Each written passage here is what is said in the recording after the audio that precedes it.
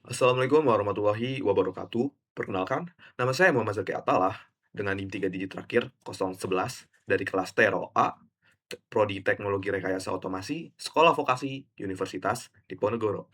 Di sini saya akan menjelaskan hasil praktikum saya dan kawan-kawan kami mengenai interrupt dan timer pada sistem embedded. Oke, langsung saja. Konsep dasar interrupt dan perbandingan arsitektur.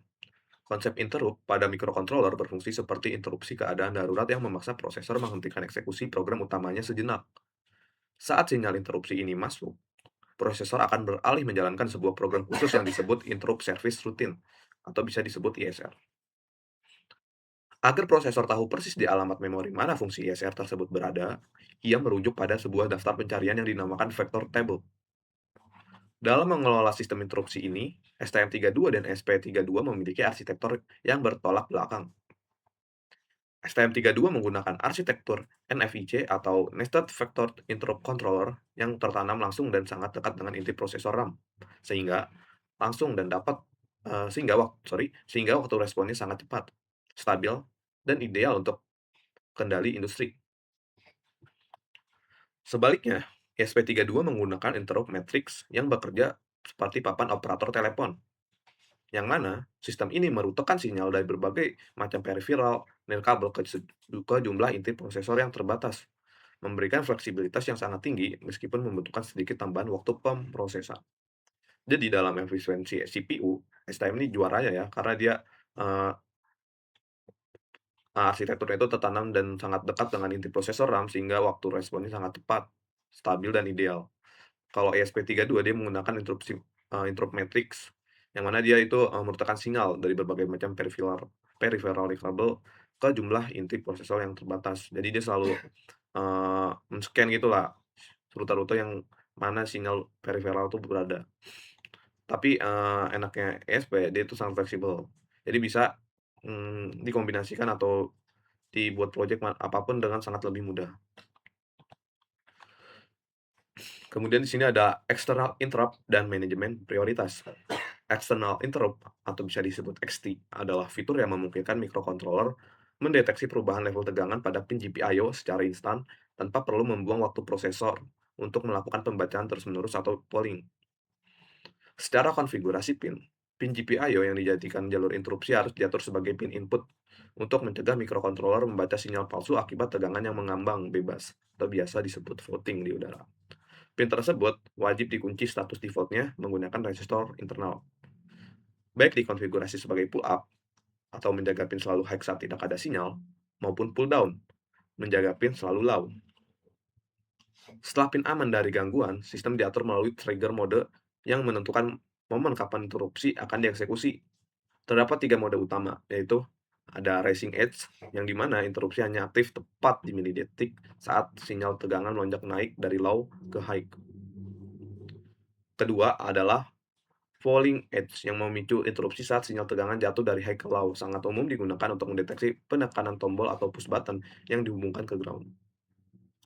Yang ketiga ini adalah mode both edge, di mana microcontroller akan bereaksi pada kedua momen transisi tersebut, saat naik maupun turun, yang umumnya digunakan pada aplikasi presisi seperti membaca arah atau kecepatan putaran rotary encoder. Dan kemudian, nested interrupt dan priority grouping. Dalam sistem yang kompleks, sangat mungkin terjadi dua atau lebih interupsi secara bersamaan, sehingga memunculkan konsep nested interrupt atau interupsi bersarang. Untuk mengatur lalu lintas interupsi ini, mencegah sistem dari kegagalan, microcontroller mengimplementasikan priority grouping yang membagi tingkat prioritas ke dalam dua lapisan. Lapisan pertama adalah preemption priority, yang menentukan apakah sebuah interupsi baru memiliki hierarki yang cukup tinggi untuk menyela dan menangguhkan ISR lain yang sedang berjalan. Lapisan kedua adalah sub priority, yang bertindak murni sebagai penentu urutan eksekusi, atau biasa disebut tiebreaker, jika ada dua atau lebih interupsi dengan tingkat preemption yang sama persis masuk di sepersekian milidetik yang sama. Jadi selain, ada lapisan pertama yaitu preemption priority yang menentukan sebuah interupsi baru memiliki hierarki mana yang cukup tinggi untuk menyela. Di lapisan kedua ini, untuk kondisi di mana saat, semua tingkat Interupsi atau hierarki interupsi itu memiliki, tingkatan yang sama atau hierarki yang sama. Dalam kasus ini tergantung pada waktu masuk sepersekian menit detik pada, instruksi yang diberikan. Kemudian ini adalah arsitektur dasar timer.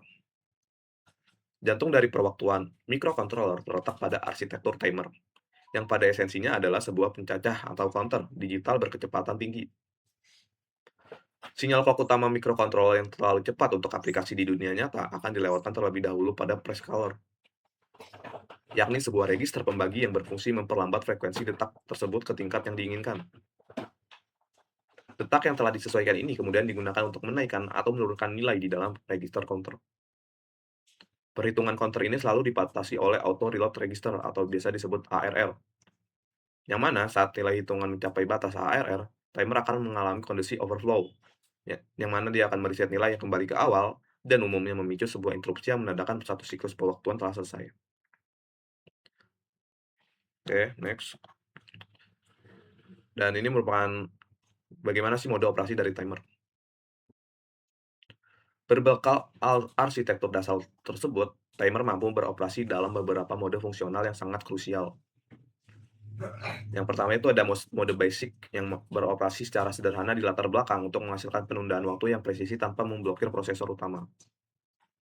Kemudian itu ada mode pulse width modulation atau PWM yang memanipulasi rentang siklus kerja duty cycle dari sinyal kotak untuk mengendalikan aktuator analog. Contohnya seperti mengatur kecepatan putaran motor atau meredupkan cahaya LED. Kemudian ada mode input capture yang bertindak seperti stopwatch, perangkat keras yang menguji dan menyimpan nilai waktu secara presisi saat terjadi transisi sinyal pada pin input. Sangat vital untuk mengukur frekuensi sensor eksternal. Sebaliknya, yaitu mode output compare, memungkinkan microcontroller mengubah status logika pin keluaran secara otomatis tanpa intervensi kode program dari CPU, tepat saat register pencacah mencapai nilai referensi tertentu. Jadi, pada, interupsi ini atau mode interrupt ini, operasi timer itu sangat dibutuhkan untuk, menghitung kapan atau memberikan logika penundaan waktu kapan yang tepat untuk melakukan interrupt kepada program utama. Kemudian ini merupakan jaring pengaman watchdog timer. Untuk melindungi sistem dari kegagalan perangkat lunak seperti kondisi hang atau terjebak di putaran tanpa akhir atau infinite loop, microcontroller dibekali pengaman bernama watchdog timer. Sistem ini memaksa program untuk rutin memberikan sinyal reset sebelum hitungan mundur timer habis. Terdapat dua arsitektur utama, yaitu Independent Watchdog atau biasa disebut IWDG, yang digerakkan oleh sumber clock terpisah yang sangat tebal, menjadikannya pelindung lapis terakhir yang tetap akan melakukan register perangkat sekeras secara paksa meskipun clock sistem utama mati. Kemudian yang kedua itu ada Window Watchdog atau WWDG, yang menggunakan clock system dan menuntut program untuk melakukan reset tepat di dalam rentang jendela waktu yang spesifik. Jika program mereset terlalu lambat atau terlalu cepat dari jendela tersebut, sistem akan langsung mendeteksi adanya anomali logika aliran program dan memicu restart. Jadi itu fungsinya sama, cuman cara kerjanya dari kedua, arsitektur ini berbeda ya. Kalau independent watchdog itu, dikontrol dengan sumber clock yang terpisah. Jadi walaupun, clock utamanya mati, masih dapat melakukan restart pada perangkat keras secara paksa. Kemudian yang Windows, ini berdasarkan dengan, jendela waktu atau rentang waktu yang spesifik atau yang sudah di-set point kan. Oke, langsung ke perbedaan arsitektur interrupt dan timer. Itu ada di STM32 versus ESP32. Perbedaan arsitektur fundamental fundamental antara STM32 dan ESP32 berakar pada filosofi desain intinya atau prosesornya ya. STM32 yang mengusung arsitektur ARM Cortex-M murni berorientasi pada determinisme perangkat keras tingkat tinggi melalui penggunaan NVIC. NVIC ini terintegrasi langsung di dalam inti prosesor, memungkinkannya melakukan optimasi hardware tingkat lanjut seperti tail chaining dan late arrival. Fitur ini memangkas siklus memori sehingga latensi eksekusi interupsi menjadi sangat rendah, stabil, dan tanpa jitter. Jadi karena, NVIC ini berada di dalam inti prosesor, jadi dalam, transfer datanya atau mengirim datanya itu tidak terlalu lama atau tidak terlalu membutuhkan waktu. Kemudian di sektor perwaktuan, Advanced Control Timer pada STM32 bukan sekedar pencaca biasa. Dia memiliki sirkuit mandiri untuk kendali motor industri kelas atas, dilengkapi fitur deep time insertion secara hardware untuk mencegah konsleting pada inverter, serta pin break input yang mampu mematikan sinyal PWM seketika saat terjadi kondisi darurat tanpa perlu intervensi kode program dari CPU sama sekali. Oke, kita lanjut ke SP32. SP32 ini untuk inti core-nya memakai inti Extensa dual core yang didesain sebagai sistem on chip atau SoC IoT yang harus mengatur lalu lintas protokol nirkabel, ada Wi-Fi dan Bluetooth yang sangat kompleks. Jadi seperti yang kita tahu SP itu dia tuh, memiliki modul bawaan atau fungsi bawaan yaitu Wi-Fi dan Bluetooth yang tertanam pada, chip prosesornya. Makanya disebut sistem on chip atau SoC karena memiliki sistem Wi-Fi dan Bluetooth pada chipnya. Kemudian, karena SP32 memiliki lebih dari 70 sumber interupsi peripheral, namun hanya memiliki 32 slot interupsi per core CPU, ia harus menggunakan interrupt matrix. Matrix ini bertindak sebagai multiplexer dinamis yang meruntuhkan sinyal eksternal ke CPU. Memberikan fleksibilitas luar biasa, namun secara inheren menambahkan overheat waktu komputasi. Lebih jauh, manajemen pewaktuan seperti high resolution timer dan penanganan interupsi pada ESP32 sangat bergantung pada sistem operasi FreeRTOS bawaannya. Dalam praktiknya, ISR pada SP32 seringkali dirancang sesingkat mungkin hanya untuk melepaskan semafor atau mengirim data ke antrean QW yang kemudian akan memicu sebuah teks RTOS yang mengerjakan beban komputasi utamanya. Pendekatan berbasis perangkat lunak ini memberikan keunggulan multitasking asinkron yang sangat tangguh untuk komunikasi data nirkabel, namun harus mengorbankan kepastian presisi respon di level mikrodetik yang menjadi keunggulan absolut sistem bare metal murni dari STM32. Jadi, STM dan SP32 ini memiliki kelebihan dan kekurangannya masing-masing ya. ESP32 mungkin memang lebih mudah digunakan, bukan digunakan atau lebih tepatnya lebih dimodifikasi dalam penggunaan, mode interupsinya, penanganan interupsinya. Namun, ESP32 itu mengorbankan kecepatan dari, atau beban komputasi yang sangat berat dari prosesnya. Dan ada, kepastian presisi responnya itu, kurang ya. Yang mana, di STM ini menjadi keunggulannya mengenai kepresisian respon. Oke, aku langsung ini aja nunjukin hasil dokumentasi aku. Untuk pin definition-nya, untuk pin button itu menggunakan PB0 dan LED pin itu menggunakan PC13.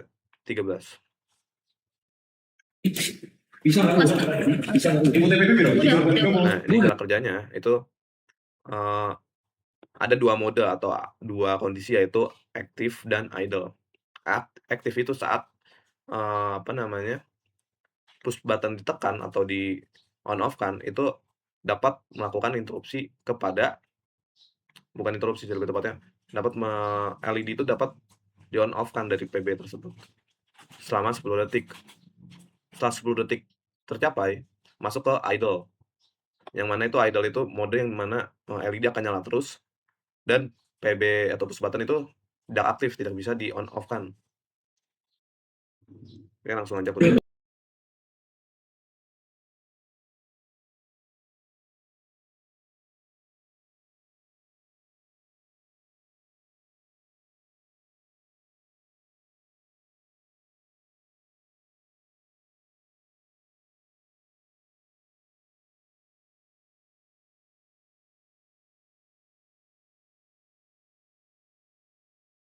Nah, ini pas dokumentasi ya. Ini udah.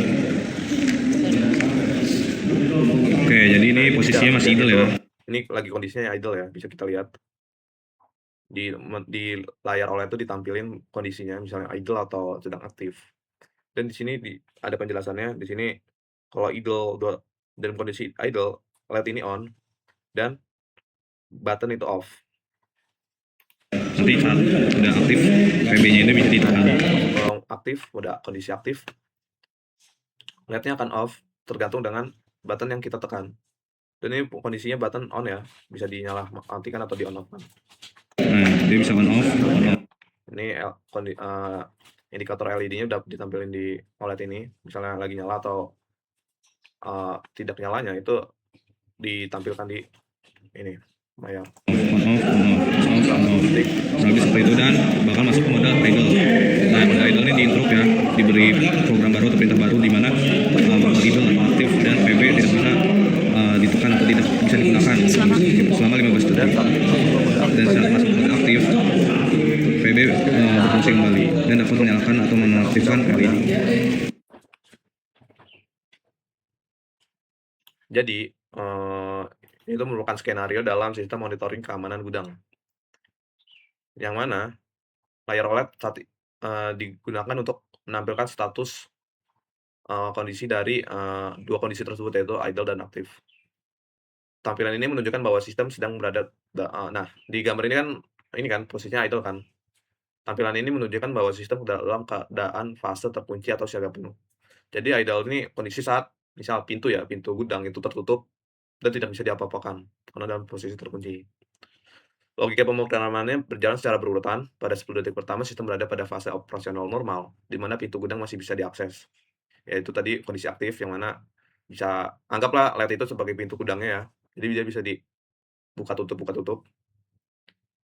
Pada fase awal tersebut, external interrupt atau disebut XT aktif memantau push button, sehingga interupsi bisa memicu LED untuk menyala otomatis secara instan. Jadi selama mode aktif, itu interupsi bekerja melalui push button. Namun ketika timer internal mendeteksi batas waktu 10 detik telah habis, hal ini menjadi trigger otomatis yang memaksa sistem masuk ke fase idle selama 15 detik. Jadi dia nih, ini ya, pull up ya, kondisi awalnya, atau high. Di rentang waktu idle inilah foto tersebut diambil. Nah, ini dokumentasinya. Kurang lebih seperti itu. Jadi saat masuk fase idle, sistem ini sama sekali tidak bisa diinterrupt atau diintervensi, dan akan mengabaikan penekanan tombol apapun. Oke, mungkin aku bahas nah ini wiring sih, tapi aku selesaiin dulu yang percobaan ESP. Nah, ini ESP.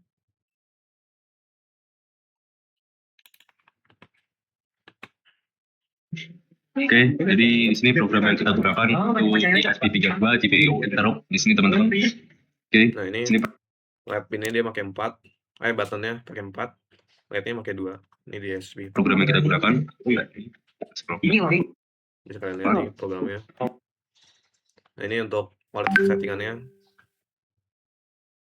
Dia pakai 12864, OLED resetnya -1. Engineer. Bisa kalian lihat ini.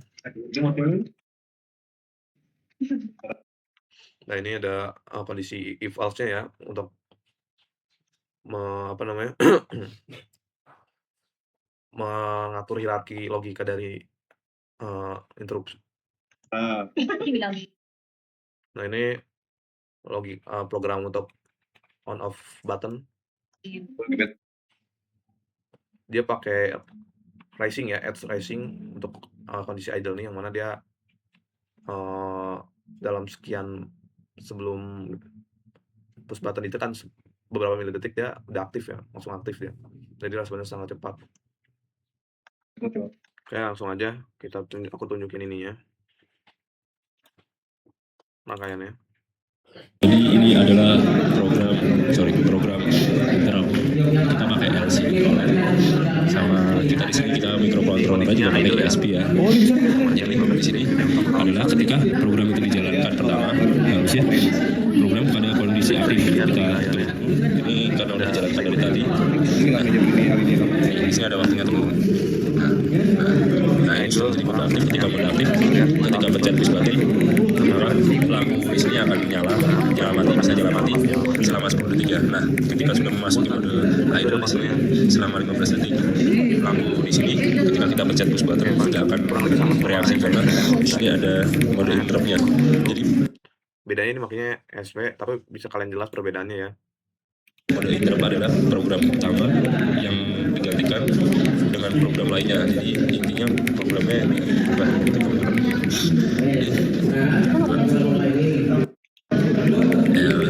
LCD on. Jadi maksudnya lock on itu, gerbang dari gudangnya tuh terkunci. Ini lagi di Oke. Dan ini harusnya tuh, respon sistemnya tuh lebih lambat sepersekian milidetik dibanding STM, tapi karena kita manusia, kita nggak bisa melihatnya atau memantaunya. Mungkin kalau dibandingin sama yang ini, STM nih, dia bisa on off, on off, on off, on off, off, on off. udah sama. Lebih seperti itu dan bakal masuk ke mode idle. Dan Di STM ini karena dia letak NIFC-nya itu di inti core-nya, jadi dia tidak terlalu membebani komputasi, ya lebih tepatnya seperti itu. Kemudian ini untuk yang aku jelasin wiring-nya dulu. Dan ini penjelasan wiring-nya ya. Aku pakai referensinya STM, yang mana, untuk layar OLED sendiri dia menggunakan komunikasi I2C ya, dipasang dengan menyambungkan pin VCC ke sumber tegangan 3,3 volt, GND ke GND, pin SDK ke pin PB6, dan pin SDA atau jalur data ke PB7. Terus untuk push button sendiri, dirangkai dengan menghubungkan satu kakinya ke pin PB0 dan kaki lainnya langsung ke GND. Jadi rangkaian ini sejalan dengan konfigurasi input pull up pada kode program. Yang tadi aku jelasin kan idle dia kondisinya on terus kan, atau pull up, atau bernilai hex secara default. Kemudian untuk indikator LED eksternal, itu dirangkai dengan menyambungkan kaki anoda panjang ke jalur PC13 dan kaki katodanya ke GND. Jadi, LED itu pakai resistor pengaman supaya, memperpanjang umur dari LED-nya sendiri.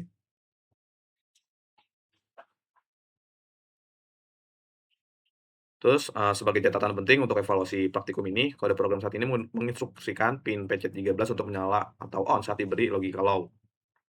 Yang mana ini adalah sifat LED internal bawaan board STM32, yang mana dia tuh aktif low, sehingga nyala fisik LED merah eksternal mungkin agak berkebalikan dengan status yang tampil di layar OLED. Nih, yang di layar OLED ini kadang berbalikan sama yang ini. Jadi, kita memantaunya dari yang LED di STM ya. Nanti mungkin ada perlu penyesuaian lagi.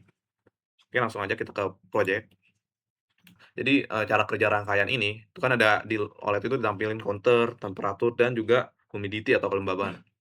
Jadi, STM32 ini bakal membaca, sensor dari DHT22, yang mana dia membaca temperatur dan humidity. Kemudian push button ini digunakan untuk melakukan interrupt, yaitu, dalam kasus ini counter ya, untuk menginterrupt dari pembacaan sensor DHT ini. Dan kalau nggak salah delay-nya itu kan 2 detik ya, DHT22 ini. Terhubung ke pin PC13 menggunakan mode interrupt, sehingga setiap kali tombol ditekan, sistem langsung menambah nilai counter. Kebetulan suhu di ruangan itu 29 ya. Nilai counter tanpa perlu pengecekan berulang. Penjelasan wiring-nya, mungkin di sini ada cara kerjanya juga. Sistem pemantauan lingkungan dan penghitungan counter event ini dikendalikan sepenuhnya dengan STM32. Konfigurasi perangkat keras wiring mencakup sensor suhu dan kelembaban DHT22 yang terhubung ke pin PA1, layar OLED. Jadi untuk datanya yang di tengah-tengah, pin tengah yang DHT itu ke pin PA1, dan layar OLED berkomunikasi melalui antarmuka I2C dengan pin STL terhubung ke PB6 dan pin SDA ke PB7. Dan sebuah push button dihubungkan ke pin PC13 yang dikonfigurasi sebagai input dengan pull up X internal. Secara logika program, sistem membaca data suhu dan kelembaban dari sensor DHT22 secara berkala setiap 2 detik, benar ya? Di saat yang bersamaan, pin PC13 memanfaatkan fitur eksternal atau interupsi XT dengan mode pemicu falling edge. Jadi low ya, dia langsung, pembacaannya atau logikanya diberikan langsung ke low, jadi agak terjeda. Kemudian arsitektur ini memungkinkan microcontroller mendeteksi setiap penekanan tombol dan langsung mengeksekusi interrupt service routine ESR untuk menambah nilai counter secara instan tanpa terblokir oleh jeda waktu pembacaan sensor. Seluruh data yang meliputi nilai counter, suhu, kelembaban, dan lainnya dikompilasi dan diperbarui secara real time pada layar OLED. Oke. Sekian, kurang lebihnya mohon maaf apabila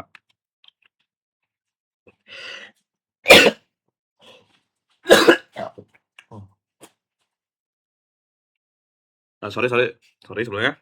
Ya, sekian terima kasih, kurang lebihnya mohon maaf apabila ada salah kata atau penjelasan bisa, kalian tanyakan di kolom komentar atau sampaikan di kolom komentar.